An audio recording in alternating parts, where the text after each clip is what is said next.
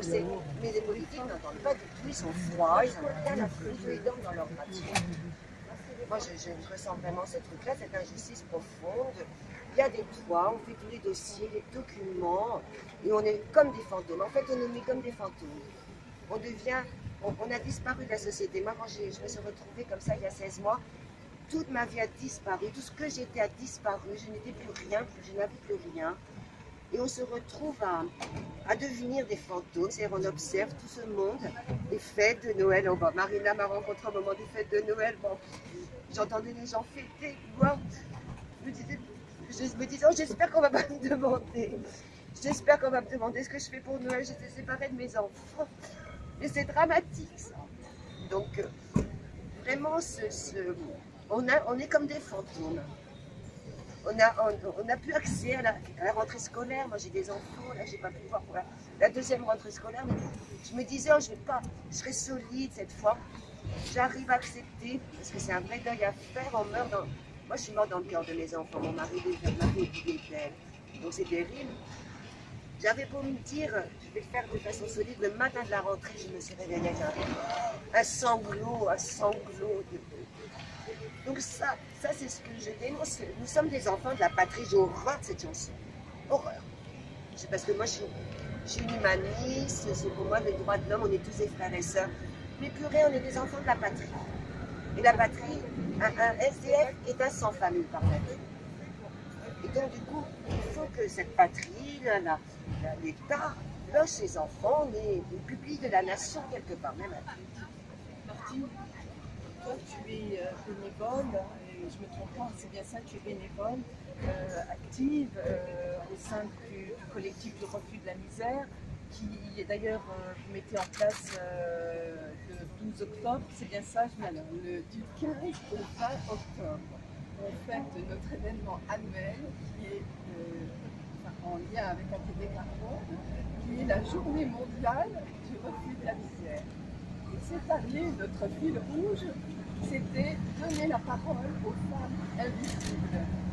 Et donc la parole va être donnée aux femmes. Je suis désolée que bah non, tant mieux, avec la visite de Gabriel. Non mais tant mieux, profitons-en du coup. Et notre fil rouge va être « Pourquoi tu ne vois plus ?» Alors justement, qu'est-ce qui fait qu'on ne les voit plus, ces femmes, alors que leur situation, elle est criante? Je pense qu'on n'a pas du tout envie ni de les entendre, ni de les voir, et ça nous renvoie à notre propre image. Je crois qu'on est déstabilisé par l'image que ça nous renvoie, je pense. De voir une femme sans ses enfants, sans sa maison, avec les images conventionnelles qu'on puisse avoir dans la tête, je pense qu'on est avant tout déstabilisé. Ça fait peur. C'est la peur de l'autre. En fait. Moi, je renverrais que la femme et la mère, et bien là, c'est qu'on est en train de montrer qu'on est en train de tuer la matrice de notre monde. Si on ne soutient pas une mère séparée de ses enfants, voilà, non. Ça veut dire officiellement, politiquement, on tue des mères chaque jour parce qu'on est vraiment dans une mort. Oui, le collectif, je voudrais quand même ajouter que nous sommes un collectif qui réunit une soixantaine d'associations. On n'héberge pas. Notre objectif principal, c'est la journée mondiale du refus de la misère. Et il est certain que... Et il est pardon.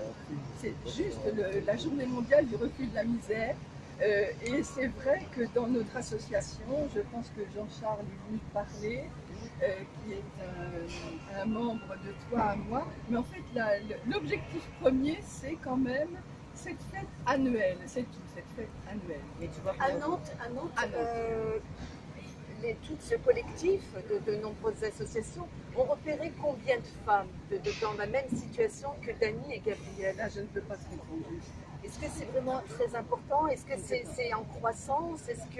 Alors j'espère que quelqu'un pourra prendre la parole précisément le 20 octobre, place du Buffet, avec des statistiques précises, avec un chiffre précis que nous n'avons pas, en tout cas personnellement. En tout cas, sur les lieux d'accueil, de parole ou de restauration, est-ce qu'il y a un nombre plus important de femmes par rapport à il y a 2, 3 ans ou 4 ans?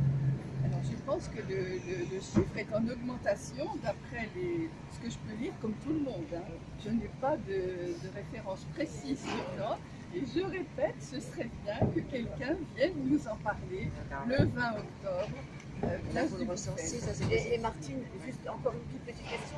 Ces femmes, elles viennent de quel horizon? Est-ce que ce sont des jeunes, des mères, des jeunes filles, des personnes âgées? C'est quel type de personnes? Alors, faut savoir l'heure. au collectif, ils L'heure. ne viennent pas nous. Bon, Gabrielle L'heure est la à laquelle première c'est. à avoir poussé la porte. Faut demander. Je ne pense pas.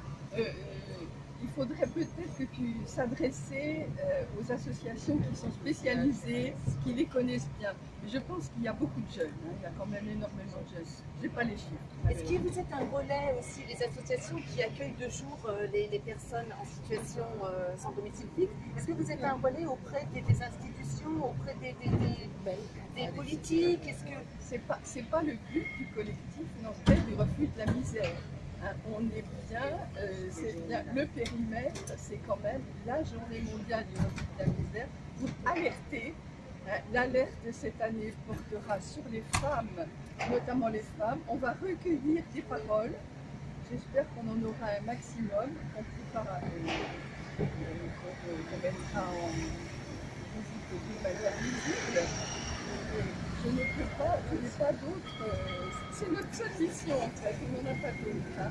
Mais c'est vrai que ça éveille les esprits, c'est pour éveiller, hein, pour alerter, parce que c'est vrai qu'un témoignage comme ces deux personnes, il y en a sûrement des milliers qu'on ne connaît pas. Voilà. Alors, Dany et puis Gabrielle, vous avez choisi ce lieu intentionnellement, ce lieu, les loges du pas de côté, qui fait partie du voyage à Nantes, l'événement culturel. Pourquoi vous avez choisi ce lieu-là?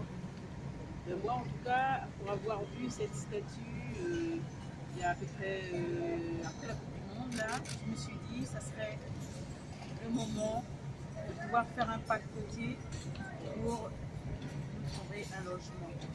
Vraiment, s'occuper de nos situations, parce que quand on a tout perdu, parce que comme moi j'ai perdu ma maison, j'ai juste pas perdu mes enfants à la différence de Gabriel. Sinon j'ai perdu mon emploi, j'ai perdu ma maison que j'ai dû vendre. Et aujourd'hui je dois démarrer à zéro. Et moi je me dis, en voyant non les loges du pas de côté, je me dis ça serait bien que les élus, la ville, la sous-préfecture, la préfecture fassent un pas de côté pour justement trouver ce logement. Parce que je suis persuadée que sur Nantes, il y a énormément de logements qui sont, moi j'ai déjà vu des logements cloîtrés ou qui ne sont pas utilisés, de pouvoir mettre à profit, et c'est dans des situations, je dirais, pour cohabiter, ou comment tu disais ça toi cohabiter, voilà. Non, pas Colouer, voilà, colorer, c'est cohabiter. autre chose. Parce que je me dis, moi, Voilà, une cohabitation, c'est différent. par exemple, de pouvoir vivre avec Gabriel, ça c'est possible, mais encore faut-il aujourd'hui qu'on nous donne les moyens. Bah, quand d'y accéder. au foyer, madame, la directrice elle m'a dit hier, est-ce que vous emmenez votre copine? J'ai dit qu'elle est dehors le 15. Bah oui, maman où je dors, elle dormira, hein, c'est clair. Hein. Je ne la foutrai pas à la rue le 15. Et le C'est ça qui est